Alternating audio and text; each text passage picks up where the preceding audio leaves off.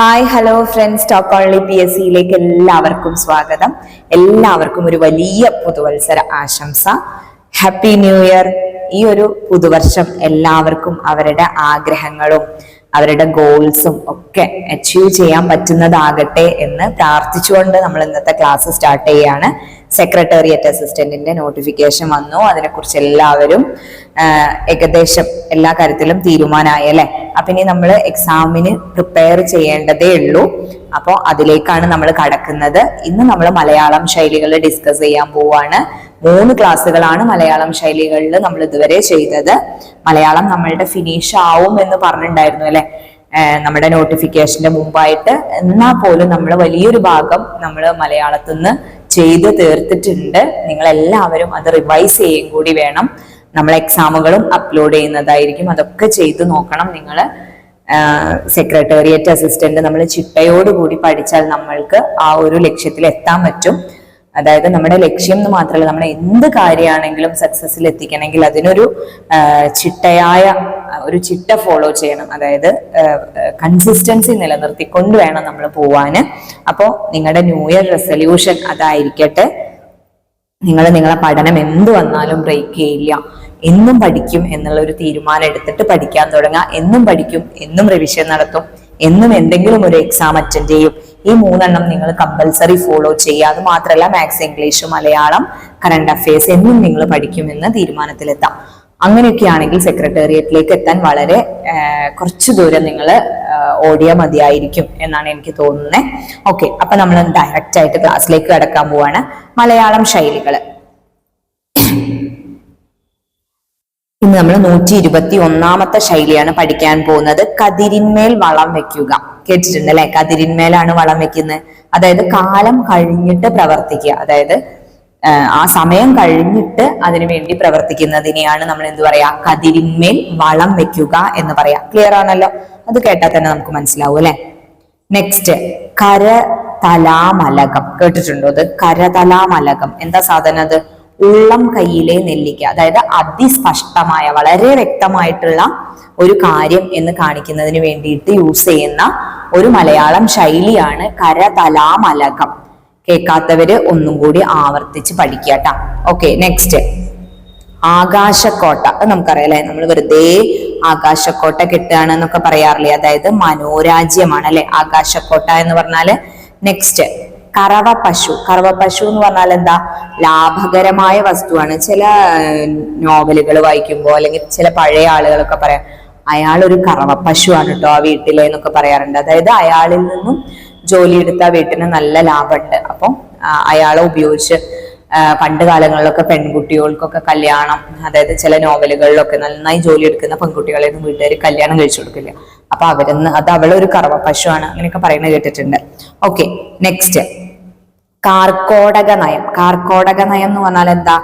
രക്ഷിച്ചവനെ ഉപദ്രവിക്കുന്ന നയത്തിനെയാണ് നമ്മൾ എന്ത് പറയാ? കാർക്കോടക നയം എന്ന് പറയാം. നമ്മളെ രക്ഷിച്ച ആളെ നമ്മൾ ഉപദ്രവിക്കുകയാണെങ്കിൽ ആ ഒരു നയത്തിനെ നമ്മൾ എന്ത് പറയും? കാർക്കോടക നയം എന്ന് പറയും. നെക്സ്റ്റ്, അടിക്കല്ല് മാന്തുക. അടിക്കല്ല് മാന്തുക എന്ന് പറഞ്ഞാൽ എന്താ? മൊത്തത്തിൽ നാശം വരുത്തുക. അതായത് ഉന്മൂല നാശം വരുത്തുക എന്നതാണ് അടിക്കല്ല് മാന്തുക എന്നതുകൊണ്ട് ഉദ്ദേശിക്കുന്നത്. തറ മുതൽ കോരിയെടുക്കുക അല്ലെ.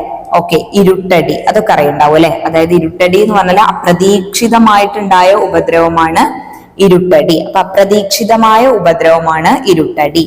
നെക്സ്റ്റ്, ഉമ്മാക്കി കാട്ടുക. ഉമ്മാക്കി കാട്ടുക എന്ന് പറഞ്ഞാൽ എന്താ? വെറുതെ പേടിപ്പിക്കുക. വെറുതെ നീ ഉമ്മാക്കി കാട്ടണ്ടെന്നൊക്കെ പറയാറുണ്ട്. അതായത് വെറുതെ തന്നെ പേടിപ്പിക്കണ്ട എന്നാണ് ഉദ്ദേശിക്കുന്നത് കേട്ടോ.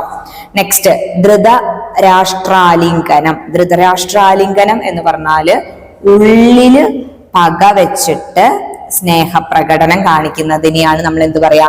ധൃതരാഷ്ട്രാലിംഗനം എന്ന് പറയാട്ടാ.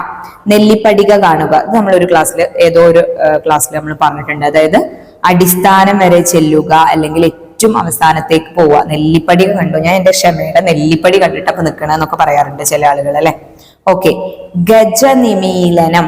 ഗജനിമീലനം എന്ന് പറഞ്ഞാൽ കണ്ടാലും കണ്ടില്ലെന്ന നാട്യമാണ് എന്ത്? ഗജനിമീലനം എന്ന്. അതായത് ഗജനിമീലനം, അതായത് നമ്മളെ കണ്ടാലും കണ്ടില്ല എന്ന് ഭാവിക്കില്ലേ അതിന്. നളപാകം എന്ന് പറഞ്ഞാൽ എന്താ? നളപാകം എന്ന് പറഞ്ഞാൽ നമ്മളൊക്കെ കേട്ടിട്ടുള്ളതാണ്. നല്ല പാചകം അല്ലെ. നല്ല എല്ലാം പെർഫെക്റ്റ് ആയിട്ട് കുക്ക് ചെയ്ത് വെച്ചിട്ടുണ്ടെങ്കിൽ നമ്മൾ നളപാകം എന്ന് പറയും അല്ലെ. നെക്സ്റ്റ് കായംകുളം വാൾ. കായംകുളം വാൾ എന്ന് പറഞ്ഞാൽ എന്താ? ഇരുപക്ഷത്തും ചേരുന്നവനാണ് കായംകുളം വാൾ എന്ന് കാണിക്കട്ടെ. അവൻ കായംകുളം വാളാണ്, രണ്ടു പക്ഷത്തും ചേരുന്ന ആളാണ് എന്നാണ് ഉദ്ദേശിക്കുന്നത് കേട്ടോ. നെക്സ്റ്റ് കുളിക്കാതെ ഈറനൊടുക്കുക. കുളിക്കാതെ ഈറനൊടുക്കുക എന്ന് പറഞ്ഞാല് കുറ്റം ചെയ്യാതെ പഴി ഏറ്റുവാങ്ങുക, അതാണ് കേട്ടോ. കുറ്റം ചെയ്യാതെ നമ്മൾ പഴി കേൾക്കേണ്ടി വരികയാണെങ്കിൽ അതിന് ഉപയോഗിക്കുന്ന ഒരു മലയാളം ശൈലിയാണ് കുളിക്കാതെ ഈറനൊടുക്കുക. ഓക്കെ. നെക്സ്റ്റ് ഗുളിക കാലം എന്ന് പറഞ്ഞാൽ എന്താണ്? അശുഭകാലമാണ് അല്ലെ. ഗുളിക കാലം എന്ന് പറഞ്ഞാൽ ഒക്കെ നമുക്കറിയുന്നതാണ്. അരണബുദ്ധി എന്ന് പറഞ്ഞാലോ പെട്ടെന്ന് മറന്നു പോകുന്ന അവസ്ഥ. അത് നമ്മൾ എപ്പോഴും പ്രയോഗിക്കുന്ന അല്ലെ പലരും, അതായത് അരണബുദ്ധിയാണ് എന്ന്.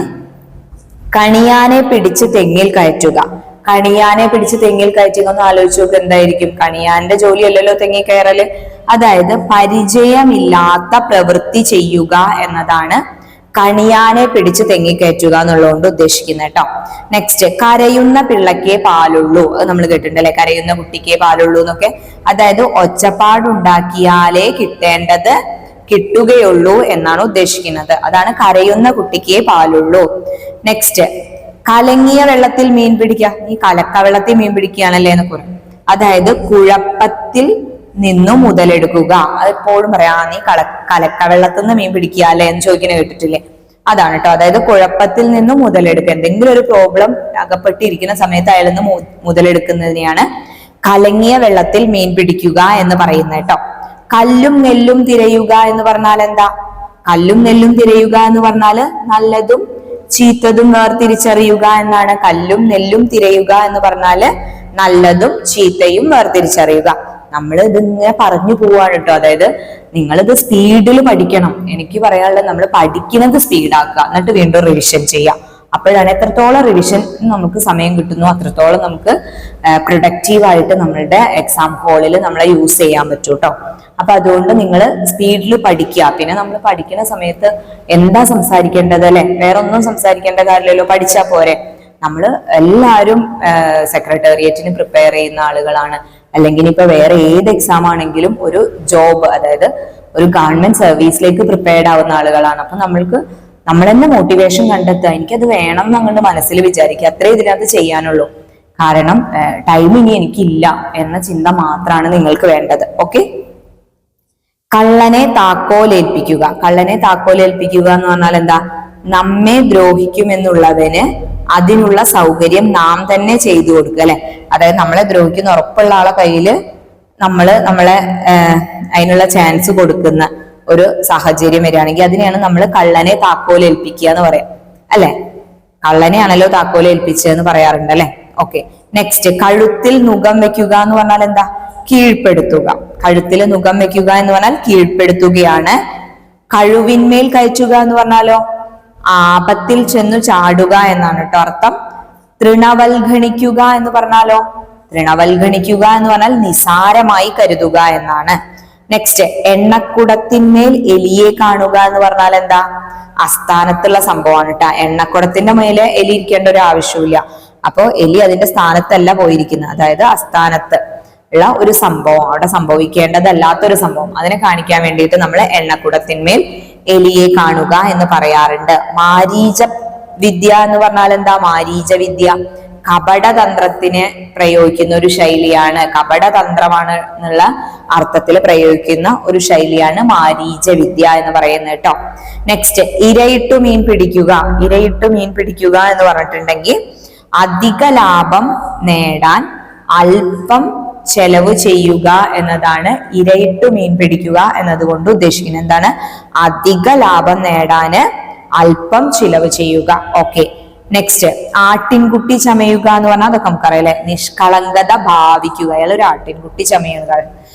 ഓൾറെഡി, അതായത് ആക്ച്വലി അയാള് അത്ര നല്ല നിഷ്കളങ്കത ഉള്ള ആളൊന്നുമല്ല, പക്ഷെ അയാൾ അതൊരു ആട്ടിൻകുട്ടി ചമയുകയാണ്. അപ്പൊ നിഷ്കളങ്കത ഭാവിക്കുന്നതിനെയാണ് നമ്മൾ അങ്ങനെ പറയാട്ടോ. അഴകിയ രാവണൻ എന്ന് പറഞ്ഞാലോ, നമ്മളൊരു മമ്മൂട്ടിയുടെ സിനിമ ഉണ്ട് അല്ലെ, അതിൽ കണ്ടവർക്ക് മനസ്സിലാവും. അതായത് പൊങ്ങച്ചക്കാരൻ, അതാണ് അഴകിയ രാവണൻ. ചൂണ്ടിക്കൊണ്ടു പോവുക എന്ന് പറഞ്ഞാലോ, അവൻ ആ പെണ്ണിനെ ചൂണ്ടിക്കൊണ്ടുപോയി എന്നൊക്കെ പറയാറുണ്ട് അല്ലെ. അതായത് അപഹരിക്കുക എന്നാണ് കേട്ടോ.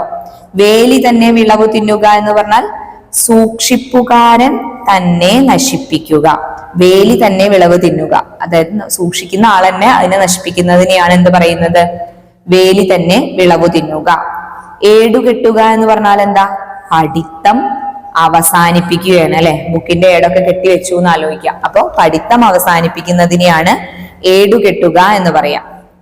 ദീപാളി കുളിക്കുക എന്ന് പറഞ്ഞാലോ, നിർധനനാവുക. അയാൾ ആകെ ദീപാളി കുളിച്ചു എന്ന് പറഞ്ഞാല് അയാള് ദരിദ്രനായി അല്ലെങ്കിൽ നിർധനനായി എന്നാണ് ഉദ്ദേശിക്കുന്നത്. കമ്പോടു കമ്പ് കണ്ടുണ്ടോ, കമ്പോടു കമ്പ് എന്താണ് അതുകൊണ്ട് ഉദ്ദേശിക്കുന്നത്, ആദ്യാവസാനം, ആദ്യം മുതൽ അവസാനം വരെ എന്നുള്ളതിനെ കാണിക്കാനാണ് കമ്പോടു കമ്പ് എന്ന് പറഞ്ഞ മലയാള ശൈലി യൂസ് ചെയ്യാം. ഗിനിപ്പന്നി അറിയണ്ടാവും അല്ലെ, അതായത് പരീക്ഷണോപകരണം. ഗിനിപ്പന്നികൾ എന്ന് പറഞ്ഞാൽ നമ്മൾ എലികളിലും ഒക്കെ പരീക്ഷണം നടത്താറുണ്ട്. അപ്പൊ അതൊക്കെ ഗിനിപ്പന്നികളാണ് നമ്മൾ പറയാ അല്ലെ. അഗ്നിസാക്ഷി എന്ന് പറഞ്ഞാലോ, അലംഘനീയമായ സത്യമാണ് കേട്ടോ. അഗ്നിസാക്ഷി എന്ന് പറഞ്ഞാൽ അലംഘനീയമായ സത്യം എന്നാണ് അഗ്നിസാക്ഷി എന്നതുകൊണ്ട് ഉദ്ദേശിക്കുന്നത്. ഉച്ചിവച്ച കൈകൊണ്ട് കൊണ്ട് ഉദകക്രിയ ചെയ്യുക എന്ന് പറഞ്ഞാൽ എന്താ, സംരക്ഷിക്കുന്നവൻ തന്നെ സംഹരിക്കുക. അതായത് ആരാണോ രക്ഷിച്ചത് അയാൾ എന്നെ സംഹരിക്കുകയും കൂടി ചെയ്യുന്നതിനെയാണ് ഉച്ചിവെച്ച കൈകൊണ്ട് ഉദകക്രിയ ചെയ്യുക എന്ന് പറയുന്നത് കൊണ്ട് ഉദ്ദേശിക്കുന്നത്. അടിവയറ്റിൽ തീ വീഴുക എന്ന് പറഞ്ഞാൽ പെട്ടെന്ന് ഭയപ്പെടുക എന്നാണ് അർത്ഥം. അടിവയറ്റിൽ തീ വീഴുക, പെട്ടെന്ന് ഭയപ്പെടുക. നെക്സ്റ്റ്, വടക്കോട്ട് പോവുക എന്ന് പറഞ്ഞാൽ കാശിക്ക് പോവുകയാണ് കേട്ടോ. അപ്പൊ തെക്കോട്ട് പോവുക നമ്മൾ ഒരു പ്രയോഗം പഠിച്ചു, ഇത് വടക്കോട്ട് പോവുക. വടക്കോട്ട് പോവുക എന്ന് പറഞ്ഞാൽ കാശിക്ക് പോവുക എന്നാണ് ഉദ്ദേശിക്കുന്നത്. അക്കപ്പോർ വലിച്ചു കൂട്ടുക എന്ന് പറഞ്ഞാൽ ഉപദ്രവം വലിച്ചു വെക്കുക. ഓക്കെ, അക്കപ്പോർ വലിച്ചു കൂട്ടുക എന്ന് പറഞ്ഞാൽ ഉപദ്രവം വലിച്ചു വെക്കുക എന്നാണ് ഉദ്ദേശിക്കുന്നത്. ഓക്കെ, അപ്പൊ നമ്മൾ 4ാമത്തെ ക്ലാസ് ആണ്. 160 ആണ് നമ്മളിപ്പോ കവർ ചെയ്തിട്ടുള്ളത് ശൈലികള്. എല്ലാവരും നന്നായിട്ട് പഠിക്കുക. Thank you.